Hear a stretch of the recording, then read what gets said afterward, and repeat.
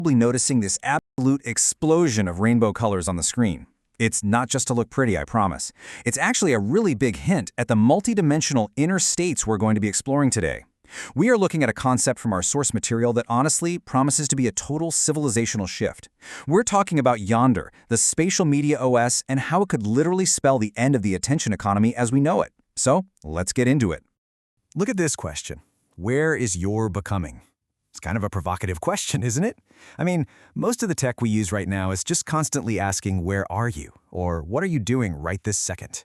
But this is the core query of a completely new dimension of technology called Yonder. It's not about what you're consuming. It's about tracking the actual trajectory of your personal evolution. Pretty wild, right? Okay, let's dive into this. Here is our map for today. First, starving in the data ocean. 2, from feed to field. 3, building the soul interface. And finally, number 4, the new orientation economy. Let's hit the road. Act 1, starving in the data ocean, diagnosing the digital sickness. Now, before we can really wrap our heads around the solution, we have to take a hard, honest look at our current predicament. What's really interesting about this comparison is how the old world, meaning our current social media landscape, operates exactly like a casino. It is literally designed from the ground up to keep you stuck, completely fragmented, and essentially gambling your attention away for these tiny, meaningless hits of dopamine. But the new world that Yonder proposes? It operates more like a cooperative theme park. In this world, your lived data is just the ticket to get in. And the evolution of your own soul, well, that's the actual ride. So why is something like Yonder so desperately needed right now? Well, our saunas make a really compelling argument that we're in the middle of a massive crisis of disorientation. Think about it. We are absolutely drowning in raw data. Thousands of photos on our phones, endless posts, years of digital history. And yet we are completely starving for actual meaning and orientation. Our current platforms are entirely optimized for extraction and confusion. They just harvest our attention and leave us feeling totally burnt out. The era of what they call the flat identity, where we just broadcast these static, highly performative versions of ourselves, is collapsing. We just don't have a systemic way to know what our lives actually mean anymore. Act 2, from feed to field, the spatial media solution. All right, so what exactly is the fix here? Enter spatial media. We define this as media that maps the psyche as a navigable space. It is literally the successor to social media. And I really want to stress this. Yonder is not just some new app. It's not trying to be a slightly better version of Instagram. It is an entirely new category of technology. In the same way that augmented reality overlays digital stuff onto the physical world, spatial media overlays and maps your internal, emotional, and mythic world. So the crucial point here is that Yonder replaces the feed with a field. Think about the apps you probably use every day, like TikTok or Instagram. Those are flat identity feeds. You just sit there, scrolling vertically through these fleeting, disconnected moments and short-term trends, and there's zero real pattern recognition or meaning extraction. It's just noise. Yonder, on the flip side, acts as a navigable consciousness field. It maps out the actual topography of your psyche over time. It helps you identify deeply meaningful macro patterns in your life instead of just trapping you in those exhausting reactive dopamine loops. Just let this quote sink in for a second. Yonder is to social media what the telescope was to eyesight. I absolutely love that. We are not talking about a minor software update here. It's a completely new dimension of perception. The sources actually describe Yonder as a soul positioning system, an SPS if you will. So just as a GPS uses satellites to triangulate your exact physical location on the planet, this SPS triangulates your emotional frequency and your personal patterns to show you exactly where you are in your larger life journey. To really grasp how radical this shift is, think of Yonder as the anti-Google. It completely flips the standard tech model on its head. Right now, with a standard search engine, you input a question and you get an answer, right? It optimizes for pure cold efficiency. But with Yonder, you input an answer, specifically your current emotional state. Something like, hey, I am feeling grief in periwinkle. And the system gives you a question.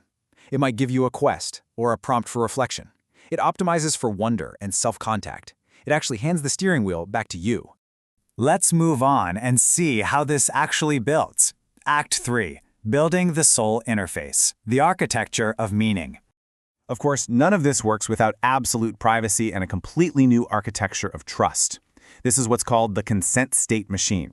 Think of Yonder as a super helpful librarian that carefully organizes data you willingly give it, rather than a creepy crawler that just scrapes your hidden info across the web without asking. There are 4 distinct levels of consent here. First, there's self. That's completely private, eyes only for you. Second is coordinates only, where others can see derived meaning, like a generalized emotional color, but absolutely never your raw data. Third is the guild, which is shared just with your trusted inner circle or quest party. And finally, the field, which is the broader public orientation map. The key takeaway? Your raw data stays firmly 100% in your control. But to actually build this, we need a standardized language. We need a way to translate messy human emotions into clean, machine-readable logic. And that brings us to the Symbolwave Dictionary and the Plush Psyche. It uses this beautiful 28-color emotional spectrum paired with these really playful plush archetypes. Think things like the gilt goose or the overwhelm octopus. By doing this, it tokenizes really complex feeling states so artificial intelligence can actually understand resonance.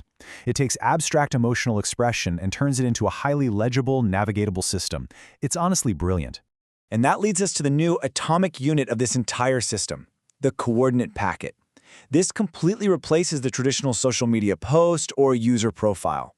A single coordinate packet holds your emotional coordinate, so the color, the plush archetype, and the intensity of the feeling. But it also tracks your arc status. Are you having a massive breakthrough? Are you stuck in a repetitive loop? Are you at a threshold? Or are you just resting? It shares your general orientation with others without ever exposing your deeply personal, raw confessional data. This right here is the architectural core that makes deep social connection possible without the creepy surveillance or the pressure to perform.